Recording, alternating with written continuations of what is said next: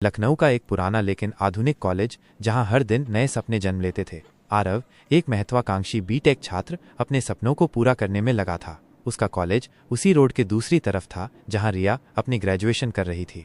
एक दिन लाइब्रेरी के बाहर खड़े खड़े रिया की नज़र एक लड़के पर पड़ी जो अपने दोस्तों के साथ छोटी छोटी बातों पर हंस रहा था। उसकी हंसी कुछ अलग थी, मासूम लेकिन सोच में गहरी। फिर एक दिन कैफेटेरिया में टकराते टकराते दोनों का सामना हो गया। सॉरी, आरव ने हंसते हुए कहा। कोई बात नहीं, अगली बार देखकर चलना, रिया ने शरारत भरी स्माइल दी। और बस उसी पल से एक नया सफ़र शुरू हो गया। धीरे धीरे बातें होने लगीं, छोटी मुलाकातें रिश्ते में बदलने लगीं। प्यार का रंग गहरा होने लगा।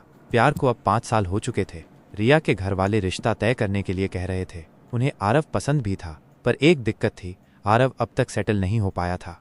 आरव, तुम इतनी मेहनत कर रहे हो, फिर भी जॉब क्यों नहीं लग रही? रिया ने परेशान होकर पूछा। मुझे पता है रिया, मैं सिर्फ एक छोटी जॉब करके शादी नहीं करना चाहता। मैं कुछ बड़ा करना चाहता हूँ, तुम्हारे सपनों के लायक बनना चाहता हूँ। आरव ने फ्रीलांसिंग शुरू की थी, कोडिंग, डिज़ाइनिंग और ऑनलाइन प्रोजेक्ट्स। दिन रात मेहनत करता, कभी कभी तो बिना सोए काम करता था। रिया उसके साथ थी, हर पल, कभी मोटिवेट करती, कभी उसकी थकान महसूस कर रात भर उससे बातें करती। 3 साल का लंबा इंतजार और लाखों स्ट्रगल्स के बाद एक दिन आरव का एक बड़ा कॉन्ट्रैक्ट फाइनल हो गया। उसका स्टार्टअप चलने लगा, क्लाइंट्स मिलने लगे, धीरे धीरे फाइनेंशियल स्टेबिलिटी आने लगी। रिया की आंखों में आंसू आ गए जब आरव ने उससे कहा, अब मैं तैयार हूँ। उनके घरवाले भी अब खुश थे। उनका प्यार जो एक छोटी मुलाकात से शुरू हुआ था, आज शादी की रस्मों तक पहुंच गया।